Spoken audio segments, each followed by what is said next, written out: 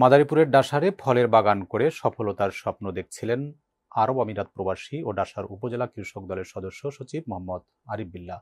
তার সেই স্বপ্ন কালবৈশাখী ঝড়ে লণ্ডভণ্ড করে দিয়েছে, ক্ষতি হয়েছে প্রায় ৩ লাখ টাকার। আমাদের বিশেষ প্রতিনিধি মোহাম্মদ হেমায়েত হোসেন খানের পাঠানো তথ্যচিত্রে থাকছে বিস্তারিত। নিজের ক্রয়কৃত জমিতে দেশি বিদেশি প্রায় ১.৫ শতাধিক প্রজাতির ফলজ গাছ লাগিয়ে ব্যাপক সাড়া ফেলেন আরিফ বিল্লাহ। প্রবাসে থাকাকালীন ইচ্ছা ছিল দেশে ফিরে কৃষি কাজের মাধ্যমে বাকি জীবন কাটাবেন, তাই তিনি প্রবাস থেকে এসে ফলের বাগান শুরু করেন।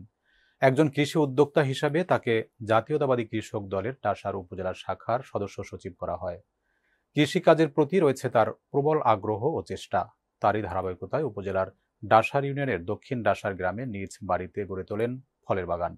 কৃষক দল নেতা আরিফ বিল্লাহ বলেন, আমি জিয়াউর রহমানের আদর্শের সৈনিক ও একজন কৃষি বান্ধব মানুষ। জিয়াউর রহমানের আদর্শের সৈনিক হিসেবে আমাকে ডাসার উপজেলা কৃষক দলের সদস্য সচিব করা হয়েছে। আমি দীর্ঘদিন বিদেশে থেকে বিভিন্ন ফলের চাষ দেখেছি, তাই আমার ইচ্ছা ছিল ফলের বাগান করার। প্রথমে শখের বশে ফলের বাগান শুরু করেছি, পরবর্তীতে বিভিন্ন এলাকা থেকে উন্নত জাতের ফলের চারা এনে নিজের প্রচেষ্টায় মিশ্র ফলের বাগান গড়ে তুলেছি। আরিফ বিল্লাহর বাগানে রয়েছে উন্নত জাতের নারিকেল, আম, লেবু, লিচু, পেয়ারা, টক তেঁতুল, মিষ্টি তেঁতুল, বেল, বিভিন্ন উন্নত জাতের কুল, আম্রপালি, হাড়িভাঙা, হিমসাগর, বাড়িফোর, বারোমাসি কাটিমন আম, দার্জিলিং কমলা, মাল্টা, এলাচ, আলুবোখারা, থাই পেয়ারা সহ প্রায় ১.৫ শতাধিক ফলের গাছ। এবছর বাগানের অধিকাংশ গাছেই ভালো ফলন হয়েছিল। কালবৈশাখী ঝড়ে সব লণ্ডভণ্ড করে দিয়েছে, এতে তার ৩ লাখ টাকার ক্ষয়ক্ষতি হয়েছে। বর্তমানে তার বাগানে ৩ জন শ্রমিক নিয়মিত কাজ করছেন। আরিফ বিল্লাহ একজন সফল কৃষি উদ্যোক্তা হতে চান। তিনি তার এ স্বপ্ন বাস্তবায়নে উপজেলা কৃষি অফিস ও বিএডিসির সহযোগিতা চেয়েছেন। আমি আরিফ বিল্লাহ, ডাসার উপজেলা কৃষক দলের সদস্য সচিব। আমি কৃষি বান্ধব জিয়াউর রহমানের আদর্শতে আমি বিশ্বাসী এবং কৃষি বান্ধব নেতা আমাদের জিয়াউর রহমান। এই জন্য আমি এই অনুপ্রেরণায় আমি কৃষি বিষয়ে ঝুঁকে পড়ছি। আমার বিভিন্ন জাতের ফল ফলাদি গাছ, বাহিরের ফল ফলাদি গাছ সবগুলো আমি সংগ্রহ করছি।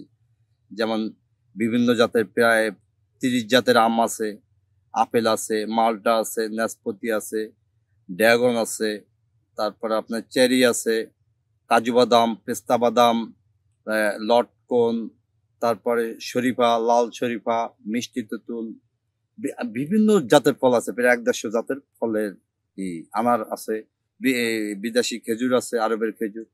এগুলো আমি চাষ করতেছি। যেমন আমি অনেক শখ করে এই বাগানটা করছি। ৫১ শতাংশ জায়গা আমার, এর ভিতরে পুকুর আছে। এই আমার বিভিন্ন এই আপনার গাছগুলো আমি সংগ্রহ করছি বিভিন্ন জায়গাতে, বিভিন্ন নার্সারি থেকে। যেমন ঠাকুরবাড়ির একটা নার্সারি আছে, ওই নার্সারি থেকে তাদের দিয়া বিভিন্ন গাছগুলো আনাইছি। এর ভিতরে আপনার ৩ ফল আছে, জয়তুন আছে। এই গাছগুলো আমি সংগ্রহ করছি, অনেক কষ্ট করে সংগ্রহ করছি। এখন আমার এই ঝড়ের, কালবৈশাখী ঝড়ের কবলে পড়ে আমার গাছগুলো অনেক ক্ষতিগ্রস্ত হয়েছে। আমার সমস্ত ফল পড়ে গেছে। আমার এই ফলগুলো পড়ার কারণে আমি ক্ষতিগ্রস্তের ভিতরে পড়ছি। বাগেরহাটের চিতলমারীতে সম্পত্তি রক্ষার্থে প্রফুল্ল মণ্ডল নামে এক বৃদ্ধ ও তার স্ত্রী রসমণ্ডল সংবাদ সম্মেলন করেছেন। বৃহস্পতিবার বিকেলে চিতলমারী উপজেলা প্রেস ক্লাবে এ সংবাদ সম্মেলন অনুষ্ঠিত হয়। সংবাদ সম্মেলনে বৃদ্ধ প্রফুল্ল মণ্ডল কান্না জড়িত কণ্ঠে বলেন, আমার বাবা জ্ঞানদা মণ্ডল আমাদের ৩ ভাইকে রেখে মারা যান। মৃত্যুকালে বাবা ৪ একরের কিছু বেশি জমি রেখে যান। বাবার মৃত্যুর পর আমরা প্রত্যেক ভাই ১ একর ৫৩ শতাংশ করে জমি পাই, কিন্তু আমার ভাইপো ব্রজেন মণ্ডল দাগে দাগে না গিয়ে তার অংশের জমি এক জায়গা থেকে দাবি করে। এ নিয়ে সে আদালতে মামলা করে। দীর্ঘ ৩০ বছর ধরে চলা ৫টি মামলার রায়ে সে ঠকে যায়। বিজ্ঞ আদালত সব মামলায় আমার পক্ষে রায় দিয়েছে। তা সত্ত্বেও এই জমি নিয়ে সে প্রতিনিয়ত আমাদেরকে হুমকি ধামকি দিচ্ছে।